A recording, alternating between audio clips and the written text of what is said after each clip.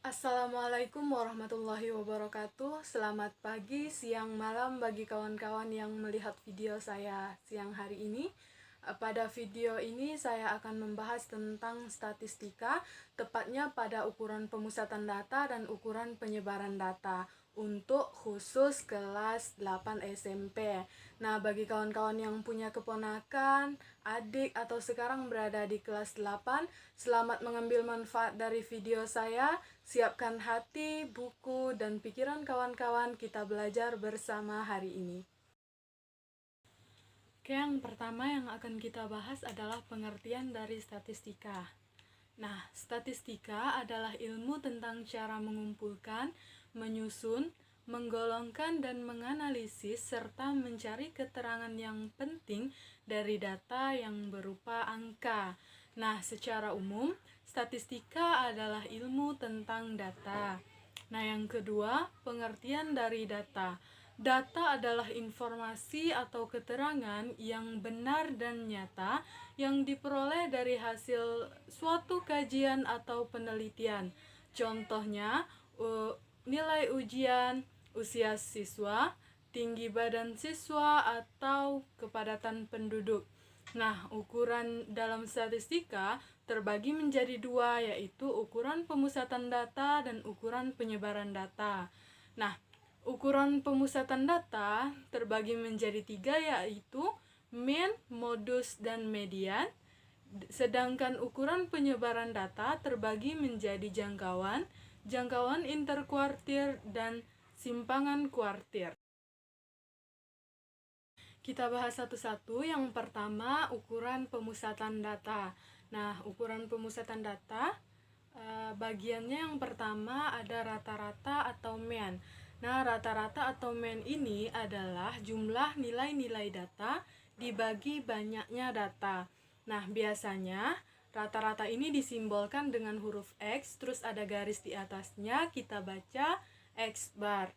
Nah, rata-rata ini dirumuskan menjadi X bar sama dengan jumlah semua data dibagi banyaknya data, atau total XI dikali FI dibagi total FI. Nah, XI dan FI ini apa? Misalnya kita punya siswa sebanyak 5 orang. Nah, 5 orang siswa ini memiliki usia 16 tahun. Nah, 16 tahun itu kita sebut sebagai XI, dan 5 orang siswa yang berusia 16 tahun tadi kita sebut sebagai frekuensi. Nah, langsung kita pada contoh soalnya. Nah, kita punya data nilai frekuensi. Nah, yang pertama nilai 6 itu frekuensinya 2, artinya ada 2 nilai 6. Nah, yang kedua nilai 7 frekuensinya 3, nilai 8 frekuensinya 4, dan nilai 9 frekuensinya 5. Nah, di sini kita dipinta untuk menentukan rata-rata dari data tersebut. Nah, langkah pertama yang harus kita lakukan, kita harus menentukan jumlah semua data. Kemudian nantinya kita bagi dengan banyaknya data. Nah, jumlah semua data kita peroleh dari 6 dikali 2 ditambah 7 dikali 3 ditambah 8 dikali 4 ditambah 9 dikali 5 dibagi dengan banyaknya data sama dengan 2 ditambah 3 ditambah 4 ditambah 5 sama dengan 6 dikali 2 sama dengan 12, 7 dikali 3 21, 8 dikali 4 32, dan 9 kali 5 45. Nah, kita akumulasikan semuanya menjadi 110. Sedangkan banyaknya data atau total FI-nya sama dengan 14. Maka rata-rata kita sama dengan 110 per 14. Sama dengan 7,86. Nah, yang kedua, median. Median adalah nilai yang menempati posisi tengah-tengah setelah data diurutkan secara teratur. Nah, jadi kalau kita punya data, tapi data kita itu belum tersusun secara teratur, maka tugas kita yang pertama adalah menyusun data tersebut, bisa dari nilai yang terkecil ke yang terbesar atau nilai yang terbesar ke yang terkecil. Nah, untuk median itu biasanya disimbolkan dengan Q2. Nah, rumus dari median itu ada dua. Yang pertama itu untuk nilai rumus median yang total frekuensi atau N-nya genap.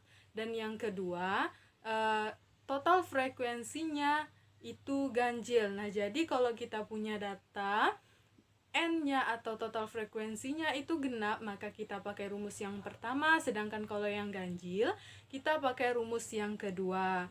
Nah, langsung kita pada contoh soalnya. Diketahui nilai ulangan matematika siswa kelas 8B adalah sebagai berikut. Nah, kita punya datanya dari 77 sampai 95. Nah, di sini coba kita lihat datanya itu kan belum tersusun. Nah, jadi untuk menentukan mediannya, langkah pertama kita harus menyusun datanya. Bisa dari yang terkecil ke yang terbesar dan yang terbesar ke yang terkecil. Nah, di sini saya susun dari yang terkecil sampai yang terbesar.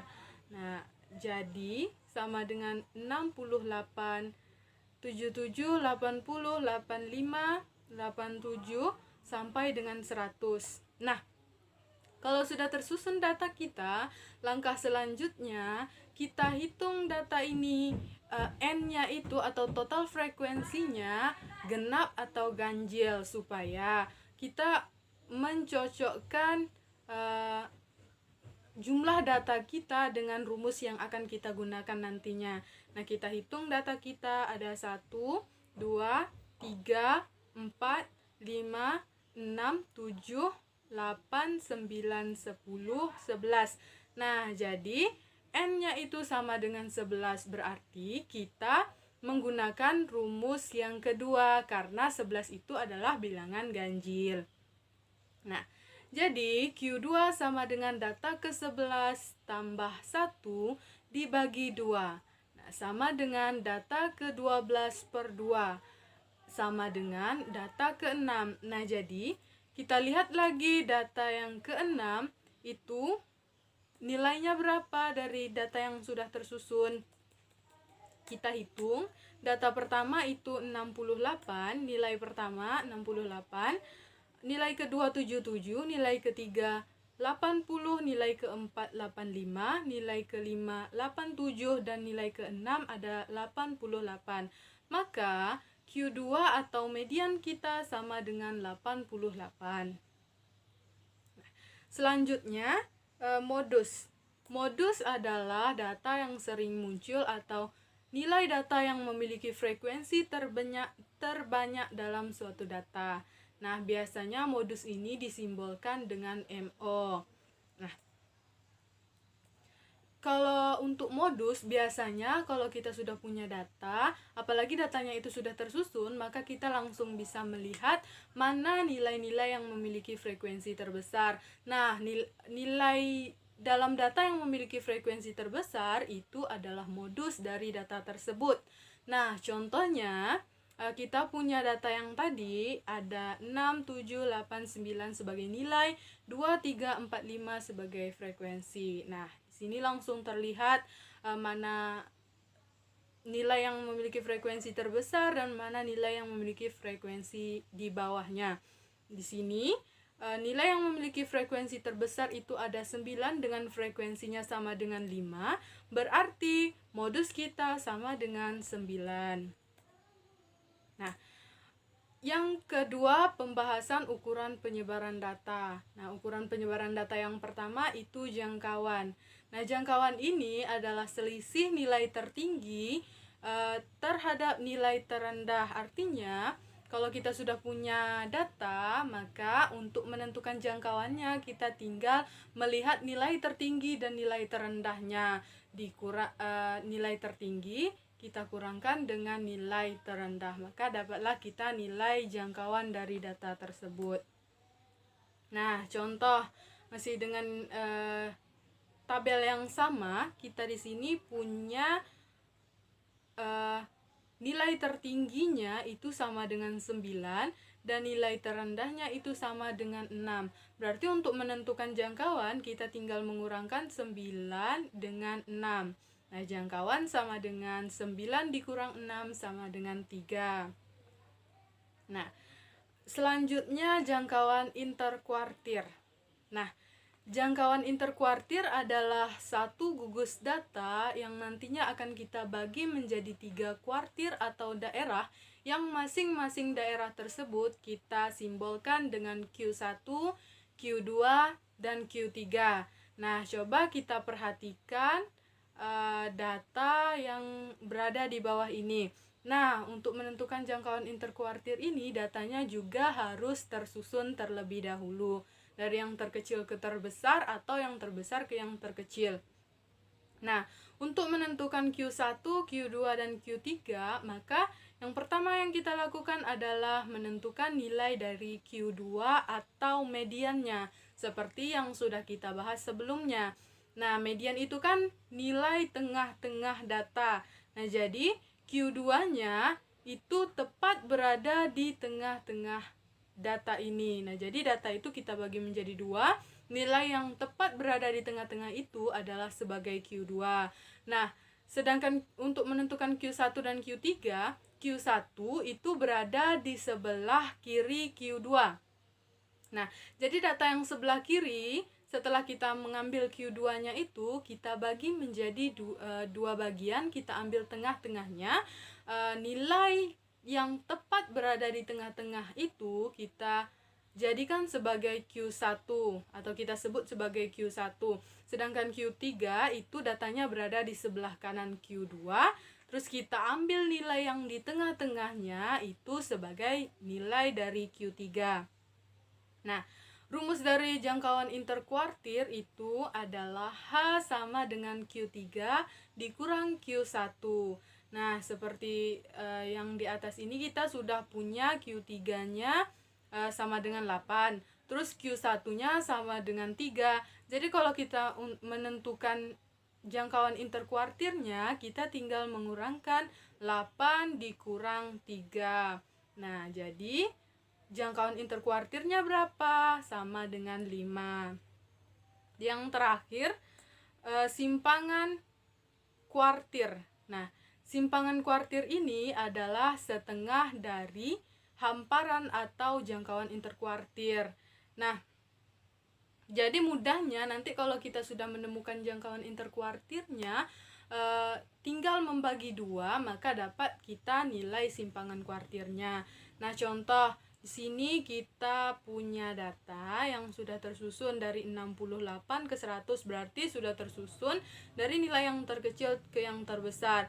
Nah, jadi tugas kita adalah menentukan simpangan kuartir dari data tersebut. Nah, seperti yang saya jelaskan pertama, untuk menentukan simpangan kuartir atau jangkauan interkuartir, kita harus membagi data tersebut menjadi 3 wilayah, Q1, Q2, Q3. Nah, yang pertama kita ambil Q2-nya. Q2 itu sama dengan median, berarti nilai yang tepat berada di tengah-tengah data. Nah, nilai Q2-nya sama dengan 88. Kemudian, data yang sebelah kiri setelah kita ngambil Q2 di tengah-tengahnya tadi, kita cari Q1-nya. Nah, nilai yang berada tepat di tengah-tengah pada sebelah kiri ini itu merupakan Q1. Q1-nya sama dengan 80. Nah, kemudian data yang sebelah kanan ini tepat di tengah-tengahnya itu adalah Q3. Berarti Q3 kita sama dengan 95. Nah, untuk menentukan simpangan kuartir, tinggal kita masukkan ke rumus. Simpangan kuartir adalah setengah dari jangkauan interkuartir, atau 1/2 dikali Q3 dikurang Q1. Nah, nilai Q3 kita tadi 95, nilai Q1 kita tadi 80, berarti QD-nya sama dengan 1/2 dikali 95 dikurang 80 sama dengan 1/2 dikali 15, karena kita mengerjakan yang berada di dalam kurung dulu. Nah, 1/2 dikali 15 berapa hasilnya? 7,5. Maka dapatlah kita nilai dari simpangan kuartir sama dengan 75. Nah, selesai sudah pembahasan kita tentang ukuran pemusatan data dan ukuran penyebaran data dalam statistika khusus untuk siswa SMP kelas 8 untuk data tunggal. Nah, untuk kawan-kawan jika ingin mengasah pemahamannya lagi tentang ukuran pemusatan data dan ukuran penyebaran data, bisa untuk mengerjakan masing-masing soal yang sudah saya sediakan ini. Nah, sekian pembahasan dari saya. Jika terdapat kesalahan, saya mohon maaf. Semoga pembahasan ini dapat bermanfaat bagi teman-teman yang melihat, juga bagi saya sendiri. Saya tutupi dengan Assalamualaikum warahmatullahi wabarakatuh.